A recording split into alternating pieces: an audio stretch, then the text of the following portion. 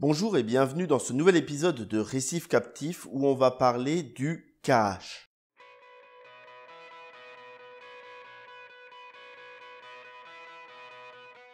Le cache, c'est quoi? En fait, le cache, c'est la concentration de l'eau de notre aquarium en carbonate et bicarbonate de calcium et de magnésium.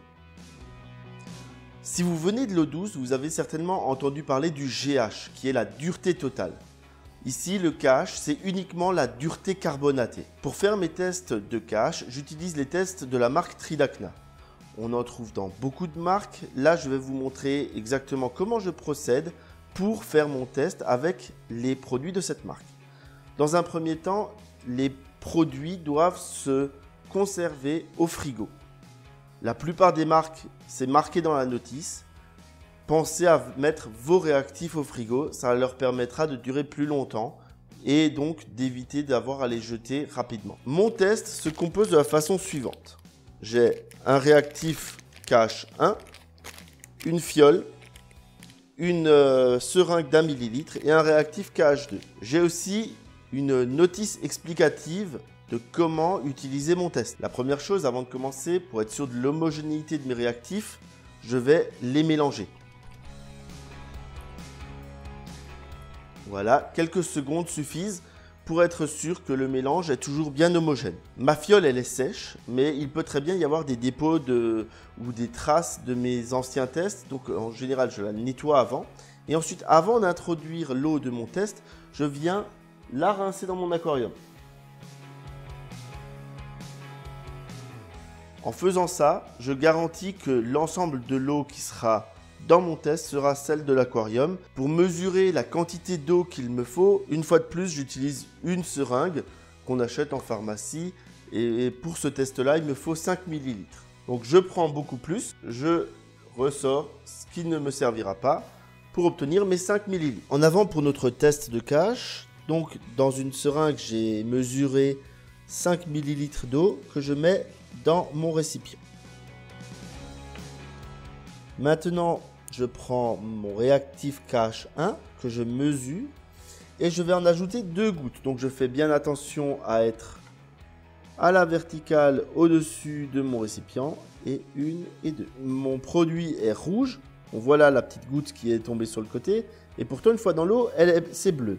Et on voit que mon eau ne se mélange pas de façon uniforme. Mon petit capuchon pour bien pouvoir mélanger de façon homogène et je vais me retrouver avec une solution bleu ciel. Je vais maintenant prendre ma solution de cache. Donc je viens en buter avec ma seringue. Et je vais venir tirer 1 millilitre de produit. Donc ici, j'ai un petit peu d'air. Ça correspond au volume de la pointe. Mais j'ai ici 1 millilitre avec le bout de ma seringue noire. Donc je sais très exactement que ici, au total, j'ai tiré 1 millilitre de produit. Je fais bien sûr très attention à ne pas retourner ma seringue pour ne pas faire bouger ma bulle d'air. Maintenant, je connais plutôt bien mon cache. Je vais aller assez vite au niveau des produits. Donc là, je suis bien passé au rose. Ici, il me reste 0,65 ml de produit. Ça veut dire que j'ai consommé 0,35 ml de réactif. Pour connaître mon KH, il faut que je multiplie par 20, c'est 0,35 ml, ce qui me fait 7. Pour les personnes qui ont peur de se tromper dans les calculs, il existe sur le site de Tridacna un tableau de lecture directe. Je vais tenter de vous mettre le lien dans la description de la vidéo sur YouTube. J'ai donc dans mon aquarium un KH à 7. Il est important de maintenir ce bon KH car le KH est utilisé pour stabiliser le pH.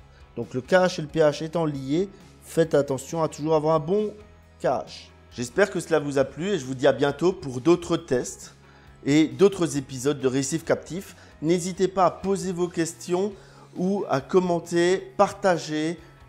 Faites ce que vous voulez avec cette vidéo. N'hésitez pas à l'envoyer à vos amis si ça vous fait plaisir et à mettre un petit pouce bleu si vous êtes sur YouTube pour dire que vous avez aimé. À bientôt pour un nouvel épisode de Récif Captif.